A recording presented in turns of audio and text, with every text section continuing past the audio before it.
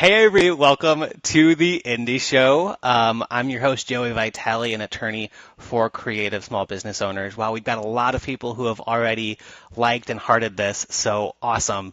The Indie Show is all about bringing on, so far, all non-lawyers. Maybe someday we'll bring in another lawyer, but it's all about showing that there's more to just legal to get your business up and running. And today we're so excited to bring on Ashley Cox. Ashley is a HR pro specifically for creatives. So Ashley, do you want to give us a little bit more information about what you do? Yeah, absolutely. Thanks so much for having me on, Joey. I already broke the first and only rule of being on the show. I thought I had my volume down. All my quotes did not. So sorry. You're never coming back. I'm never coming back, ever. I'm so sorry. But other than a rule breaker, I'm a rule maker. How's that for a I love transition? it. So just a little bit about myself. I am the HR partner for entrepreneurs and creatives at Sprout HR, and I love HR. Like, it's totally my jam, and I know people are like, ooh, HR is the worst part of my business, maybe other than legal.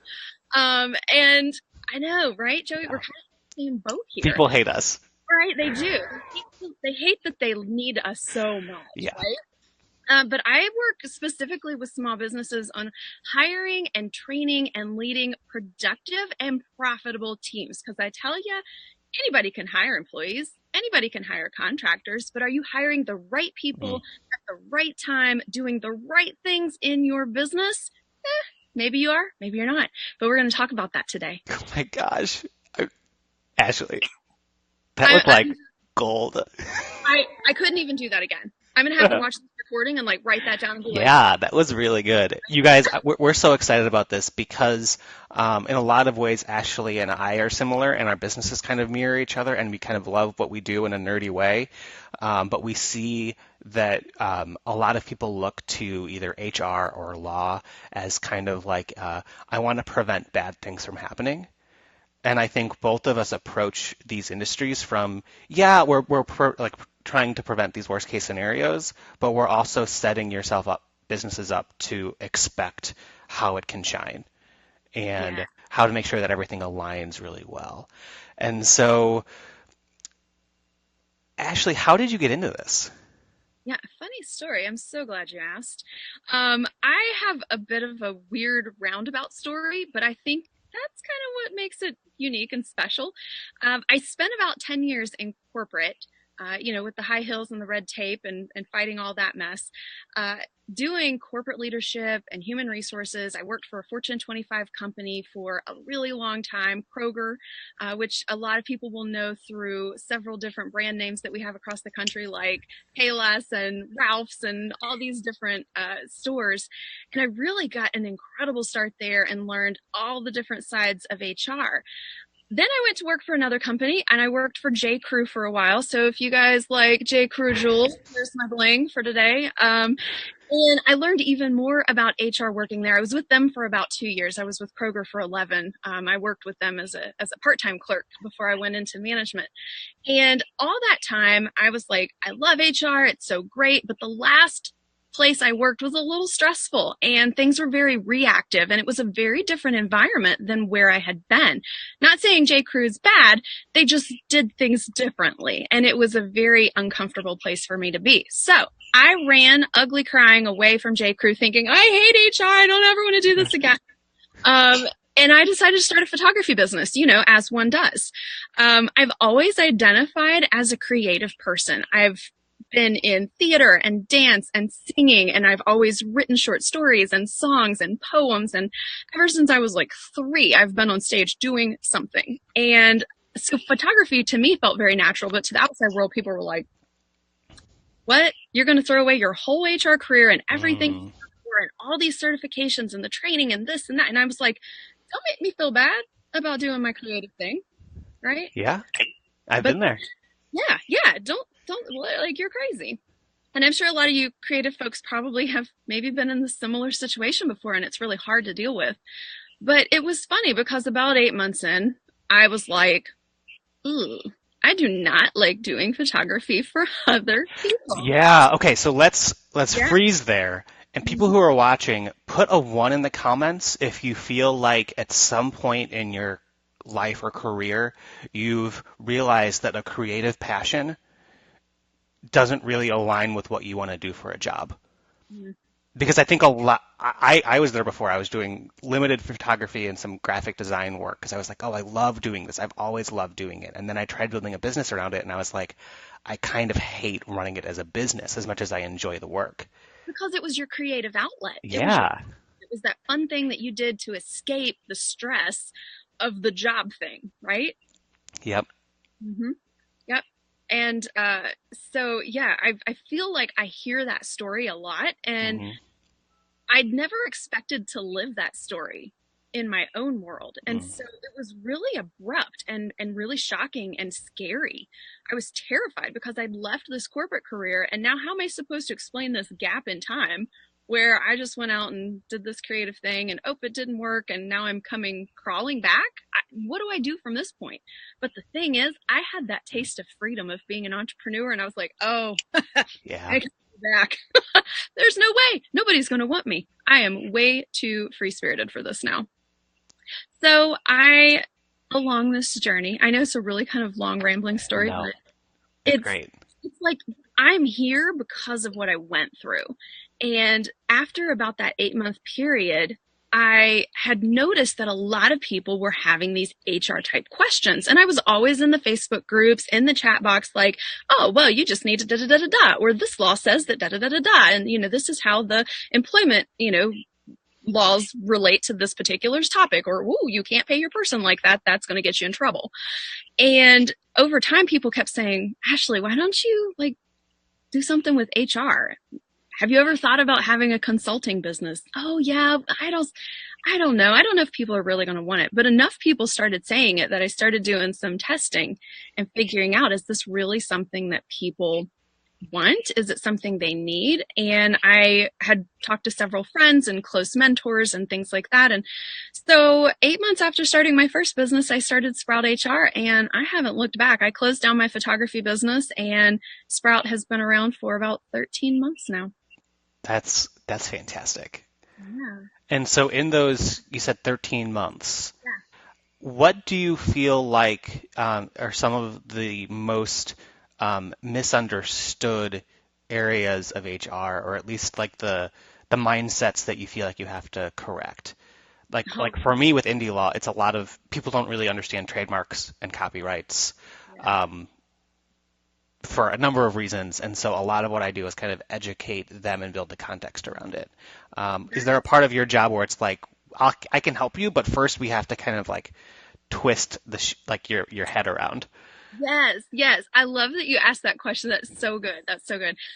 One of the biggest things that I constantly come across is people thinking that, oh, I'll just hire my best friend, or oh, I'll just have my sister work for me, or oh, I'll just get somebody in a few more months. I don't really need to think about it right now. Ah, those are areas that make my skin crawl every time I hear them, because hiring for your business is going to be one of the most important things that you do. And it needs to be thoughtful. It needs to be strategic. You need to be hiring the right people, or you're not going to get that return on your investment that Yep. you're thinking you're going to get. And I've worked with folks who've had some really awful situations. They've had to fire their best friend. That kind of puts a kink in your relationship. Yeah. Well, and before people kind of turn away and they're like, I'm not in a space where I'm like hiring. We talked about this just before we started the show. Like hiring someone doesn't mean you're going to be an employee. It can be something as little as I need somebody to kind of help me with, my craft show that I'm going to. Yeah, yeah, absolutely. It can be a one project, one time basis, or it can be an ongoing thing. So, depending on what specifically you need in your business, that's one of the first things I talk to people about that I work with, or even just in passing, who maybe ask a question on the internet somewhere.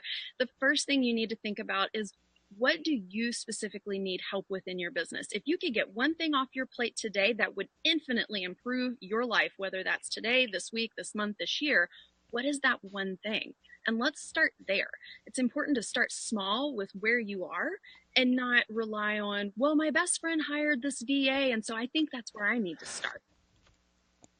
Yeah, no, I love that. And in terms of people who are just starting and they feel that need and they're like, I know that I want to get this off of my plate. Um, what are generally some first couple of steps that you recommend for them to Yeah. just go in the right direction in finding a good person? Yeah, absolutely. I think one of the most important things, again, is just to identify your need versus your want. We Mm, want a lot of things, right? yeah, I want a lot of things. I'd love to have X, Y, Z, A, B, C at home, at work, at all over the place. I'd love to have a personal shopper who'd just fill my closet with beautiful clothes and I never had to think about it again. That's not realistic right now, and that's not what I need right now. Right now, you might need somebody to write some copy for your website because it's taking you 3 months. yeah, Speaking to myself, yeah, because that's exactly what I did. I said, you know what? This is causing me more frustration. It's eating up all of my time. I'm stressed about it for reasons I have no idea why I'm stressed about writing this copy.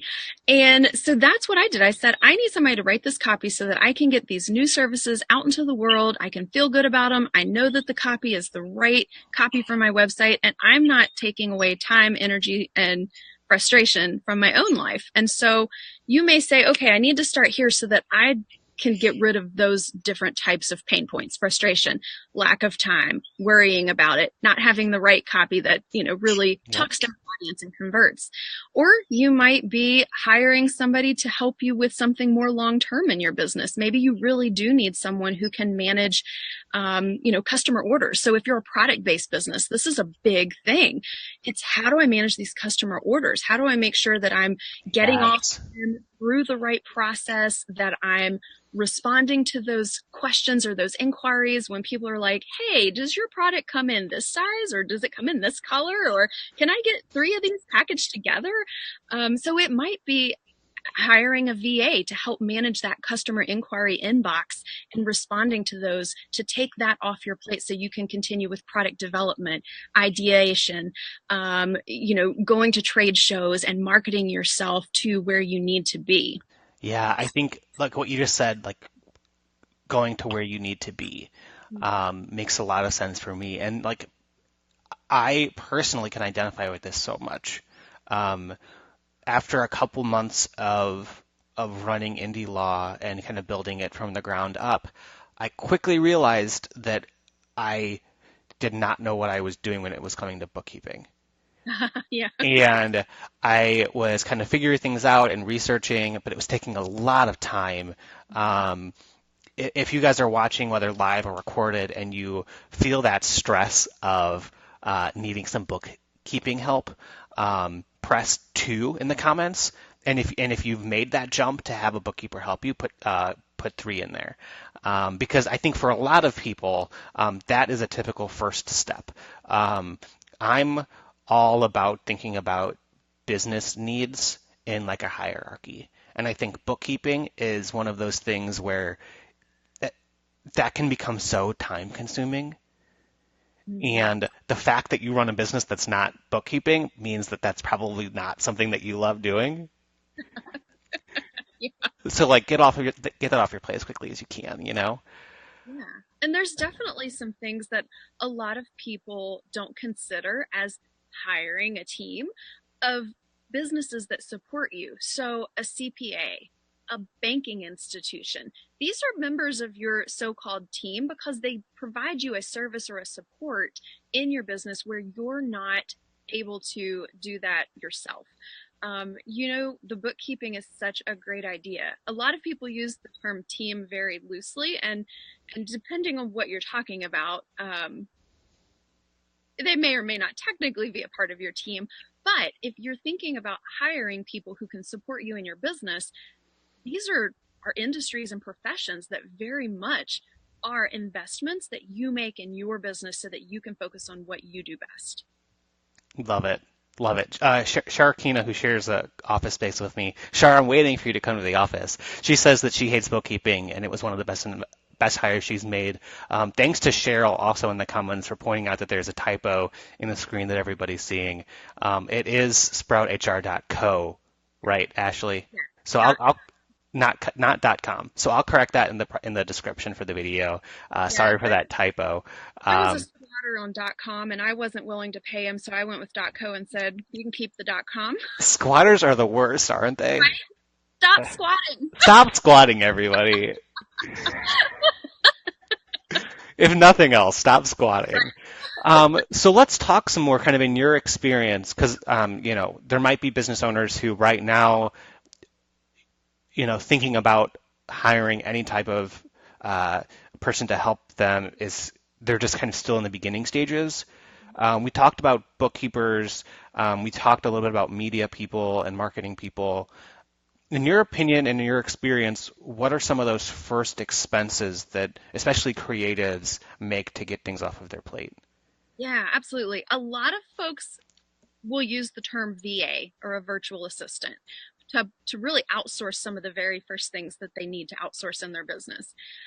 I'm not, and please nobody shoot me, but if you do, well, this is still in my opinion. I'm not a huge fan of the term VA. I agree. It's not Kate, descriptive. What exactly Caitlin, do you do? Caitlin, if you're watching, go ahead and like heart the crap out of this part right here, because we've talked about it a lot. She's my You go ahead. assistant, but I won't call her a VA. But I still don't know what to call her the right way. But let's restart there. So you Yeah. don't like the term virtual assistant. Yeah, because it's not descriptive. What do you do? Well, some virtual assistants do basic administrative things. They help you manage and sort your email. And when I say basic administrative things, I mean things that are really difficult to do because it Mm, takes time, it takes organization, it takes finesse. But they're more of that assistant in a traditional sense, from where they're helping you with email management. They're maybe documenting your processes along the way as you're going through various steps. They might be handling customer inquiries, or they might be taking customer orders. Then you've got other VAs who are more design based.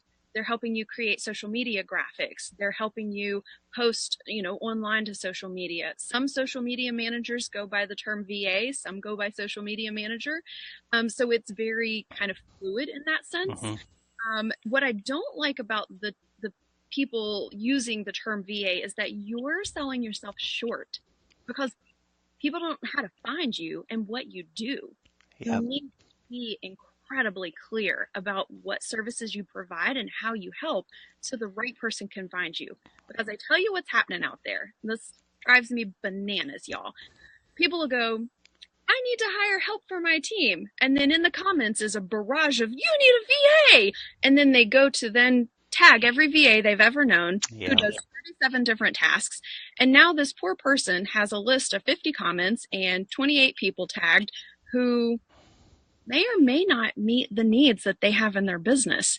So to answer your question, Joey, because I got on my soapbox there for half a minute, That was the great. first person that people hire needs to be what they need. And if that means it's a Mm, digital marketing VA, if that means it's an administrative VA, if that means it's, somebody who just writes product descriptions for you, they might call themselves a VA. I don't know. yeah. But you need to be super crystal clear as this is the kind of help I need. And so what I see people hiring the most is somebody to help me organize my life so that I can figure out what I even need to be doing. And Mm. a lot of times that's a system strategist that they need. I love that term system strategist, and I feel like I need one. So to give people kind of an inside look at what's going on in indie law, I think this might be helpful to some viewers. Um, when we first started, it was just me doing pretty much everything, and as the workload got to a place where I just didn't have enough time in the week to get it all done, the first thing that I looked for was an administrative assistant who was really, really good at following instructions. Mm, Because at minimum, I needed help with a new client came in, and without me kind of doing those menial tasks, they were able to follow. Like basically took a screen recording of how I did it, and then they followed it and like transcribed it and moved forward, and we made changes, lots of changes. But basically, what they did in the beginning was I said, I'm only, going to be asking you to do projects in like hour increments and we'll kind of move up from there. But let's start with just you getting my client folders created and set up the right way when a new client comes on board. yeah. And that sounds easy, but there's like 50 steps. Yes. And being able to delegate that to somebody else does free up your time.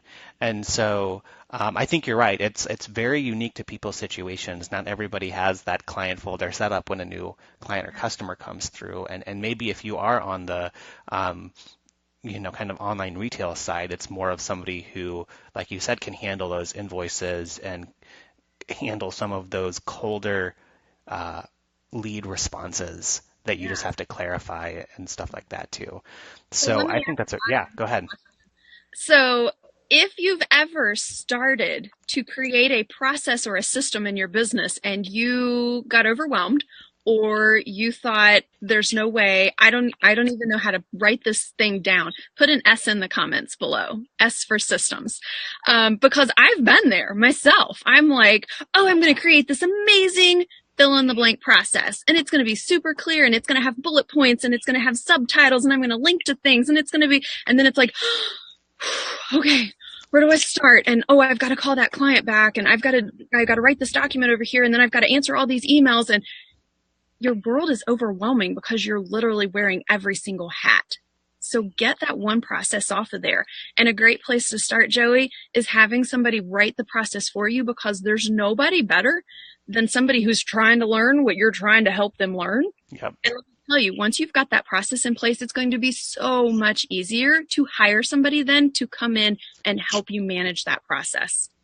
Yep. Cheryl says S. So there's Yeah. definitely people who that resonates with. And um, you know, actually we didn't talk about this, and I feel like you probably agree with me.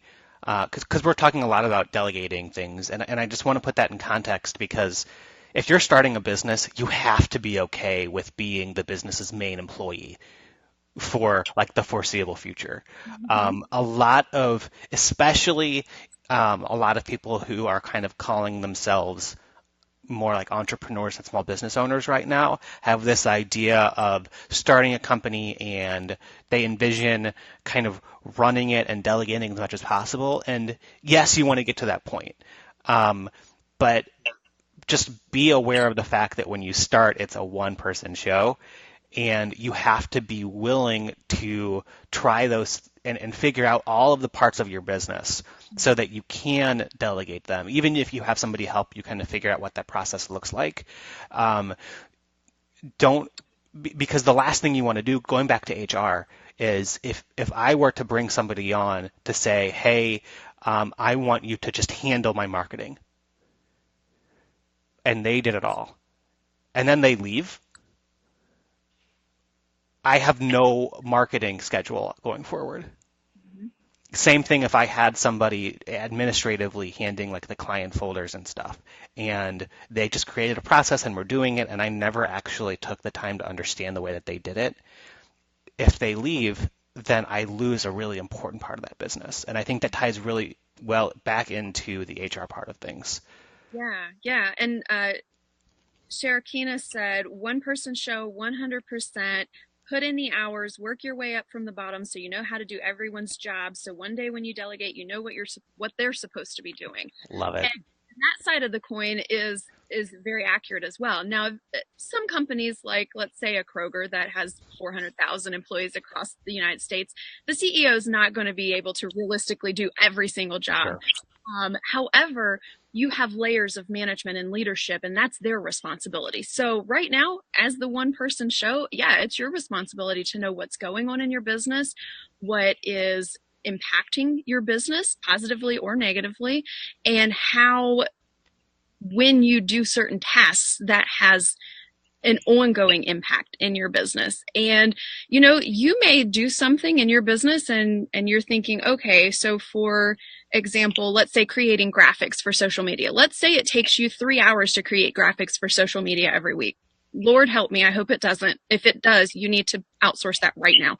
But if you're taking 3 hours to create social media graphics in your business, you could hire that out to somebody for a 30-minute chunk of time who could create all the graphics you need, probably for an entire month, and you would pay a very, very nominal price for that. But you would get 3 times 4 is 12 hours back in your business each month. So when you think about it from that perspective, you may know how to do it and you may be doing it and you may be competent and have that skill, and that's great. And then you can talk to that person you're outsourcing it to and say, here's what I need and this is what I like to have, and can you do this for me? But there's always going to be somebody out there who can do it better and faster than you can. And when you get to that point, that's when you need to start hiring that person. It's like, okay, I learned how to do it. I put my time in. I've got the sweat equity. Now I need to I get love some. it. I love it. Oh, but I want to talk about something else, like specifically like employee handbooks. But before I get there, Yeah. um, oh shoot, I might have just lost it.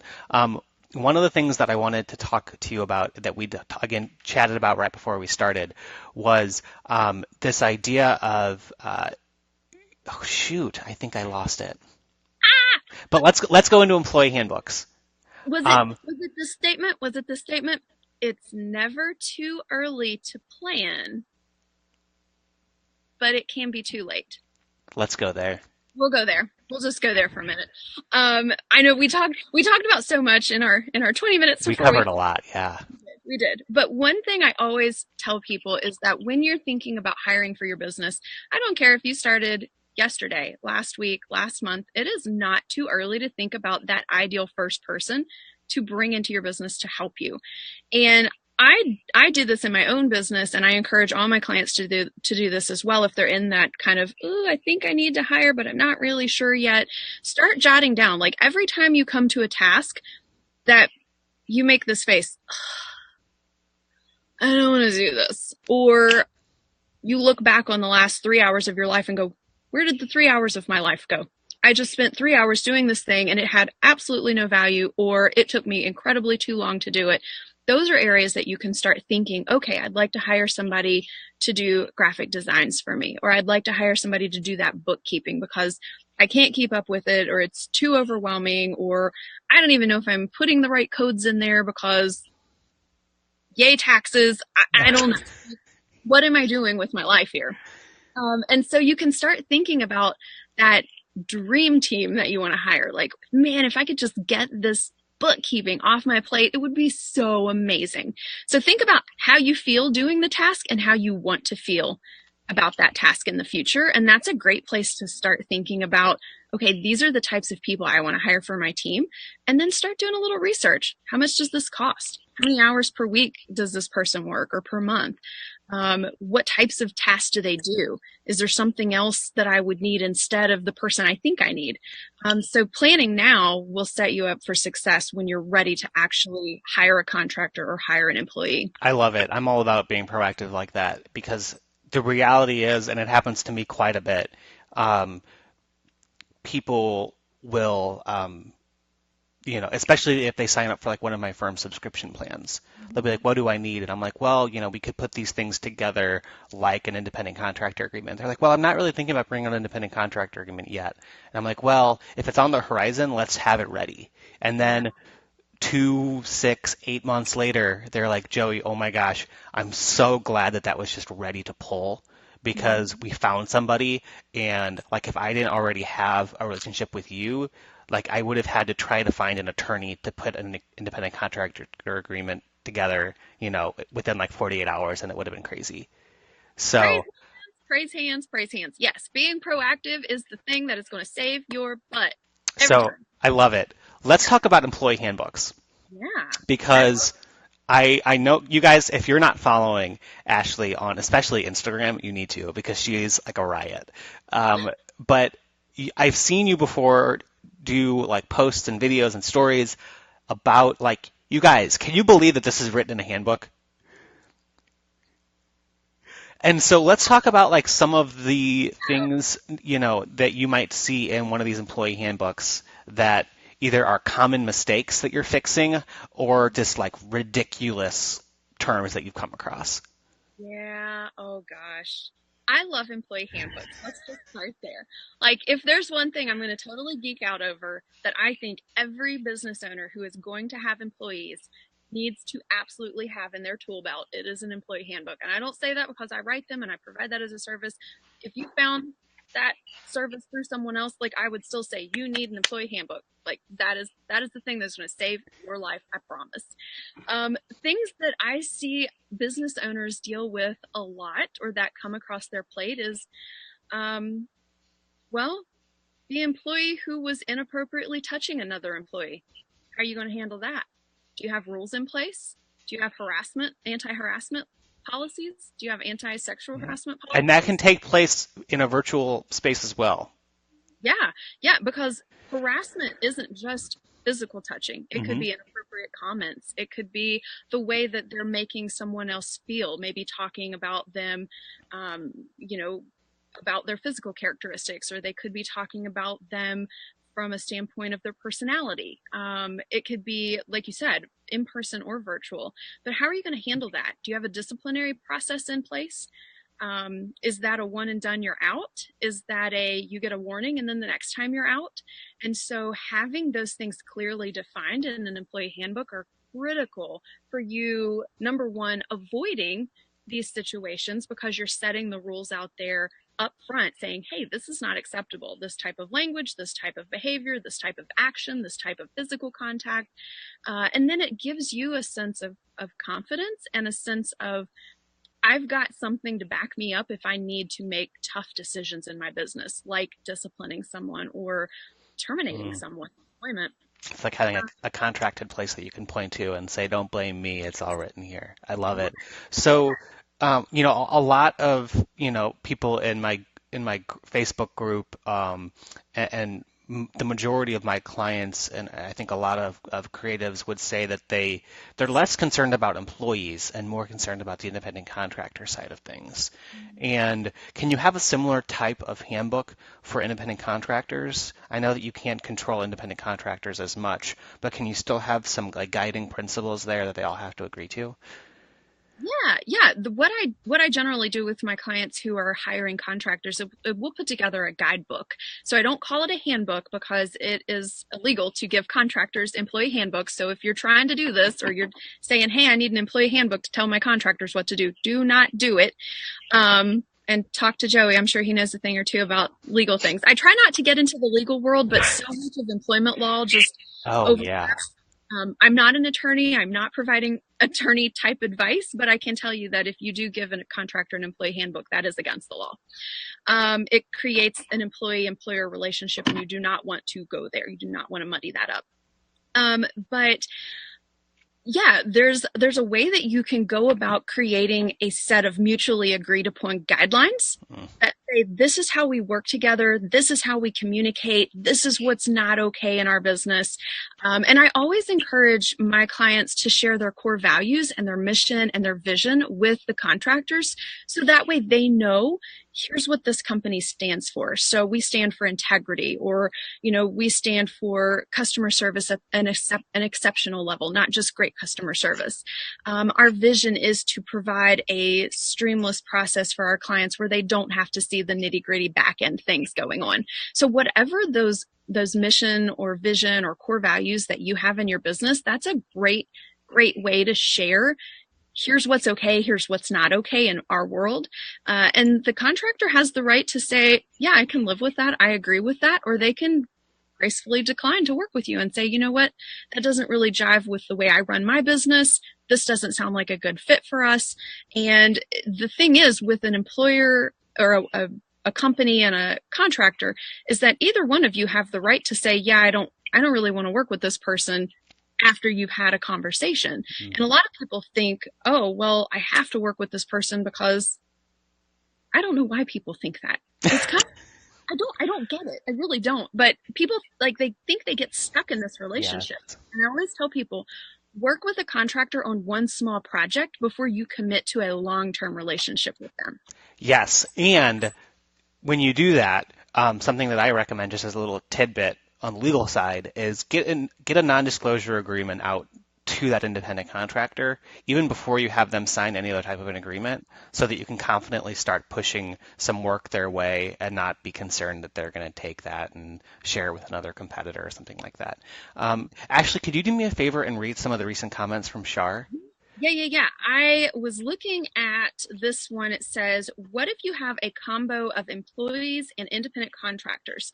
Can I have a guide instead of an employee handbook, and can it be given to both? I would say you need to have a separate employee handbook and a separate contractor guidebook, because if you're using the same document for both, you could be causing that muddied up description between an employee and a contractor in your business. And you do not want to muddy that relationship up, because the IRS can come back and they can say, oh, well, you're treating employers or contractors just like employees, and you're creating an employment relationship with them. So we're going to attack you for back pay, back taxes, back Social Security, back Medicare, and probably throw on a few fines and penalties on top of that as well.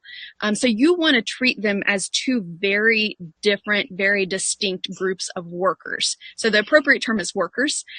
You have employee workers and contractor workers.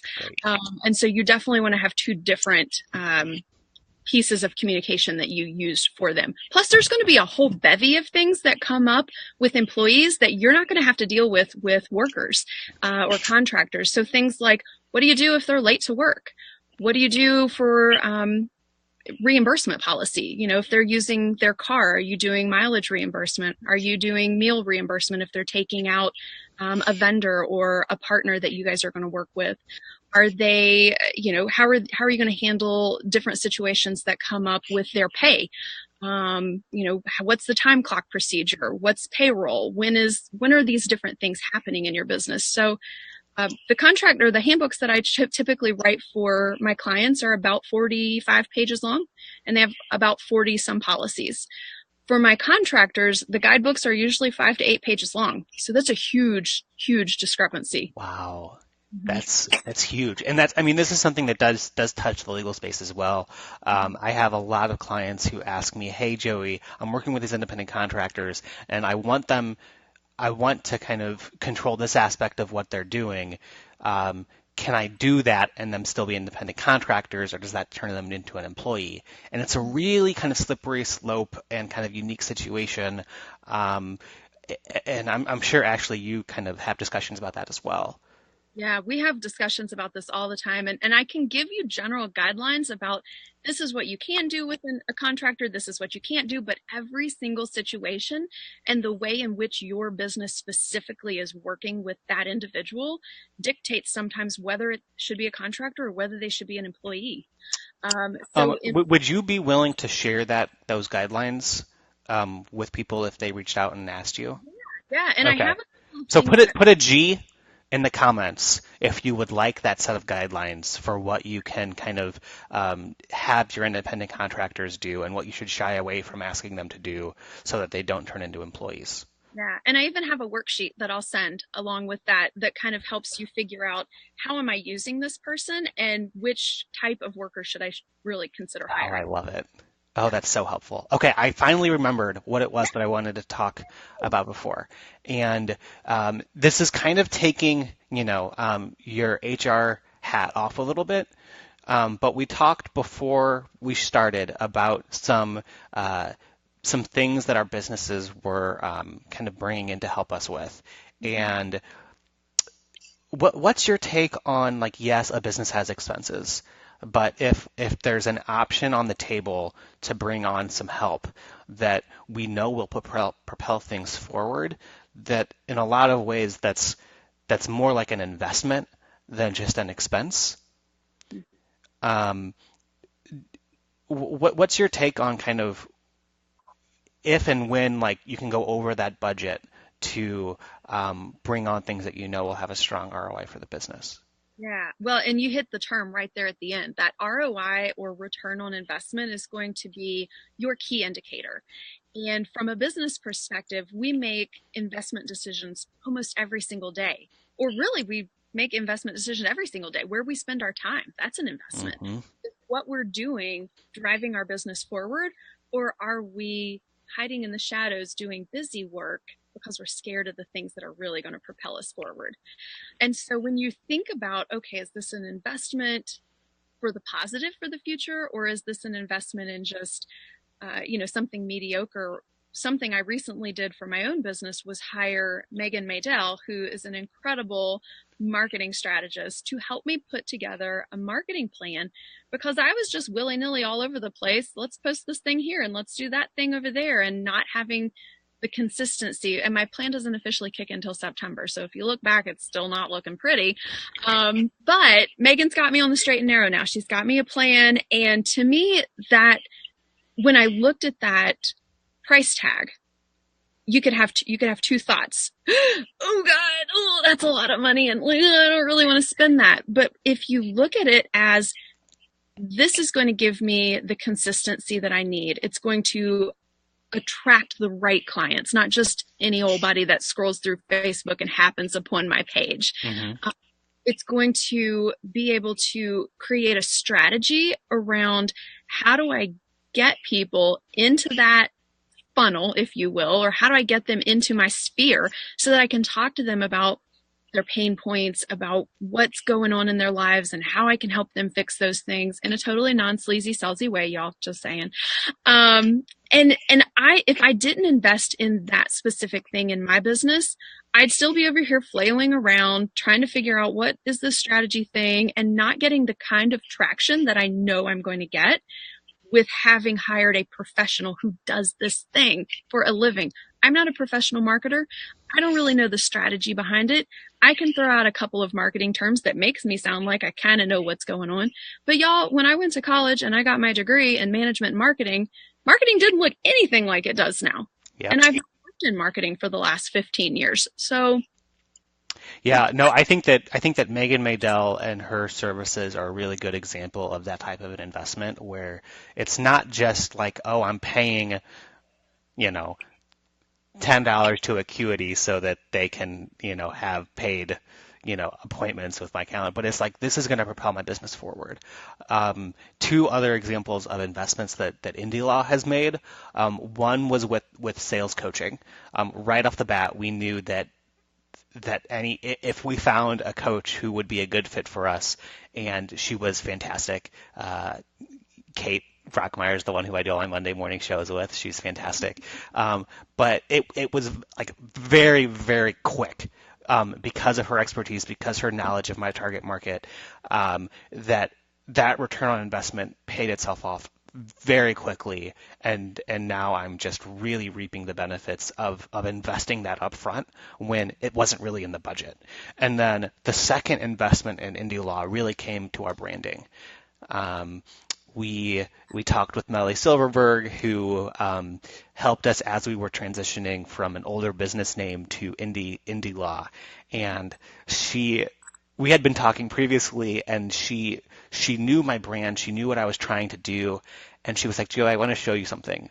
Before she even entertained the idea of like us working together, she was like, I love what you're doing, and I mocked up a quick logo in like 10 minutes of what I think Indie Law could look like. And I was like, if you can, yes, the logo itself in its draft form, like we perfected it, like took like 10 minutes to make, but the value in her guys, she used to work for Coca-Cola. Like, she knows branding. She's really good at what she does.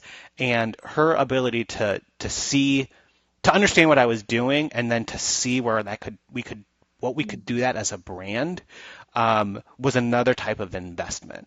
And so, I ask that because I'm a huge fan of thinking about, have you ever heard of like the hierarchy of needs? Oh yeah, yeah. So there's that like pyramid, that food pyramid, and like on the bottom is like foundational stuff, and then as it gets higher, like it's like more like pie in the sky stuff, but that like makes you happy. So at the very bottom is like stuff that you as a person need to survive. Food and water and Yeah. shelter. And then it goes higher and higher to like, once you have those needs met, then there's like a second set of needs, and it ends with like self-actualization or whatever. But I was talking to someone yesterday who was like, it's really hard for me to sell because I feel like I'm not solving a pain point, because the only pain points that need solving are food and shelter. Oh. And I was like, you're not understanding this. Like you can totally be solving a pain point at this high end, but I say that all because I think that it also ties into a business. And when you're starting, you want to make sure that those basic needs are met, and those are kind of the investments that help you give the cash into the business that allow you to do what you want. Yeah. Well, and that's such a great point, because one of the very first investments that I made in my business was having branding and a website done. And I can't not even tell you how many times people have gone to my website and been like, I absolutely love your branding. I love your website. It made me feel confident, or it made me feel like I need to look into this, or it made me, remember you when I had this question come up later. And having that brand, having that home on the internet creates such value, because people look at that as, okay, you're legitimate. You have valuable content out there. You have a brand that makes me feel whatever emotionally you want to feel. So, like, when I look at your brand, I feel, it's like very confident and it's competent, and I feel secure. And, Mm, you always show a lot of pictures that are very like mountains, and you're making big movements, and like, this is yeah. important. You can scale these mountains together, and so you feel that sense of, okay, protection, like Joey's got my back. And so, in my branding, it's a lot more light, but it's very calming and it's very confident, and people can look at it and feel secure, and they can feel nurtured, and they don't have to go on this journey by themselves, and that it's fun to grow. But we Yeah. got things in place before we get there. And so that branding is a huge part of also investing in the long term. And did I have that money starting out? No, I paid for that out of pocket. But that was an important investment for me to set the foundation for what I knew was going to come in the next 13 months. Yep. Yep. And like I'm really looking forward. Hopefully one day I'll do like a roundtable and like debate this, because I think that way too many business owners are trying to say we're at the foundation of that pyramid and that's why you should buy from us. Especially Mm-hmm. if you're selling to creatives. Everybody's trying to fight to be that first expense. Yeah. And if you guys disagree with me in the comments, feel free to let me know. But I think that it goes like very bottom, people who can help you with sales. Higher than that, people who can help you with brand. And then above that is like marketing help, legal help. Like Right. I don't think that legal's a foundation, because if you don't have assets worth protecting when you start, then there's nothing there to protect. Yeah. And if you're not hiring people, I'm really kind of useless to you. Yeah. And so like yes, you want to be proactive. And yes, you want to think about these needs before they happen. But let's put things into context, and it's also about niching down. And so I love that we're kind of on the same wavelength there, Ashley. Yeah. Yeah. Um, we're approaching the hour mark here, and so I wanted to wrap things up, but I've got a couple questions for you. Okay. Perfect. Um, and Oh, if you, should we check the comments first oh before? yeah, Cheryl's got something, I think. Oh, and then I think Sharakina had one more. Okay. Um, do the systems and processes you document go in the handbook, or is it more about who you are as a company, company standards, etc.? That's a really, really great question. And people get handbooks and operations manuals mixed up all the time. That's totally normal. A handbook is your policies, your guidelines, your procedures. This is how we work together. An operations manual is, this is how we do the work, processes, systems, the day-to-day tasks, if you will. So handbook, ops manual, two different things, but both very, very useful tools. And then Cheryl says, also curious, for now I have my kids working as subcontractors around their college schedules. When I go to contract a non-family member, will I be allowed to consider them a subcontractor if they work on my property? I don't know what your property laws are for your home. In a lot of states, people are allowed to have various types of folks working on their property. I would generally, in a general sense of things, not allow subcontractors to work on your property. There's a lot of liability that's involved there, and it can also blur the lines between employee and worker status. But if you absolutely need them to come over, I would make sure that you've got insurance coverage that is full for covering your contractors. So you would definitely want to check with your insurance company, and also check with your state and local laws to make sure that you're even allowed to have non-family member contractors working on your personal property, since it's not a business property, it sounds like. But that kind of goes into an area that I'm not super familiar with, but I But would definitely you say, guys, I was just kind of blown away right there. Like that was an off the cuff question that Cheryl asked, and like Ashley, like she might have to do a little bit of research or like kind of say this might be a better. But the fact that she was able to put that was really impressive. thank you. I know a thing or two because I've seen a thing. I love it. Cheryl also says she agrees, I think, with the point that I was making about that foundational hierarchy, but she thinks that marketing is foundation for online sales. Cheryl, I see what you're saying. What I meant to distinguish there is that I think that marketing is very valuable, but a lot of marketing, especially today's marketing, is placed at a funnel in the sales cycle where people find you and then you can have them buy. When you're just starting, it's really helpful to work with a sales coach who can help you start conversations with potential people, and so they actually start to know that you exist. And that can be a really really hard thing when you're first starting. Uh, it's tough. It kind of forces you to get out of your comfort zone. But if you can figure out a way to start sales relationships, and to start the conversation with a potential person who might not have been searching for you in the first place, you can find a lot more prospective buyers. So, something to think about. But let's go into these questions, Ashley. Okay, My first question to you okay, I'm is, ready. Hmm. when is the hardest time that you've laughed? Gosh, let's see.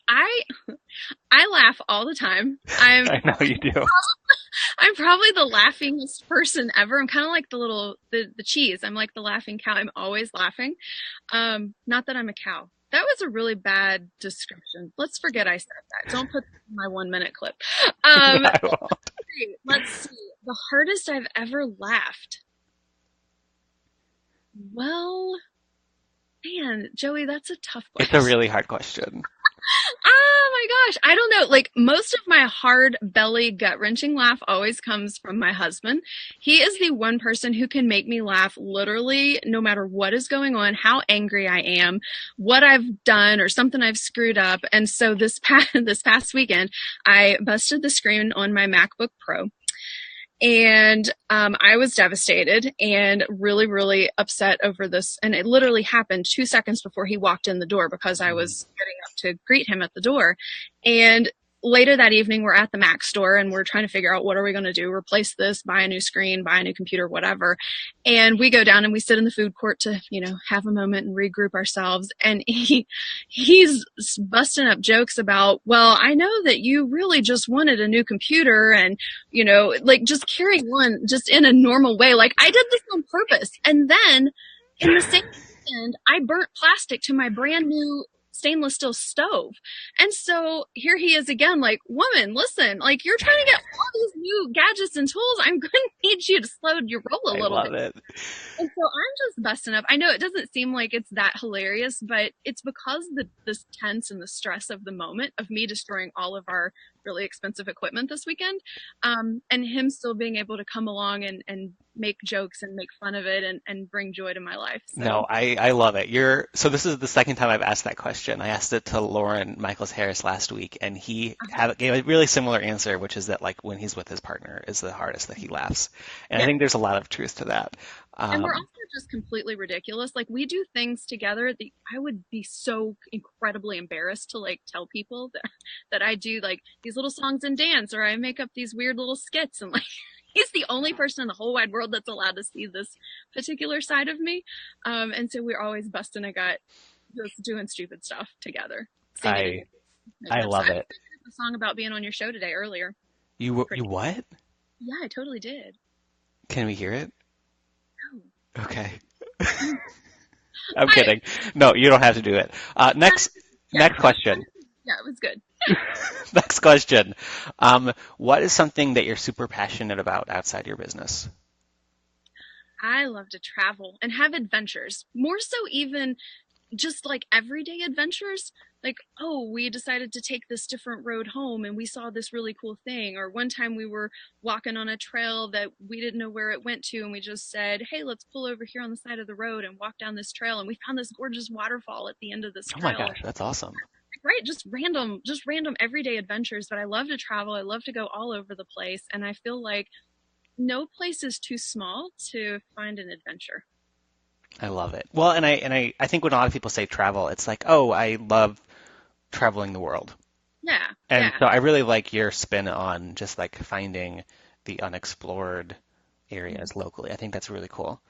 Yeah. I need to start doing more of that in Chicago. I moved here, man, I keep saying I just moved here, and it's been like 8, 9 months at this point, and I feel like I still don't know Chicago very well. Yeah. You But need my to. neighborhood is so great. I feel like I just like I walk in 5 blocks and everything's here. It's the beauty of being in Chicago. Oh, Um, so last question. okay. What is something that um, with Sprout HR that you would currently like to invest in business wise? Or what's a recent investment that you made that you're really happy that you did?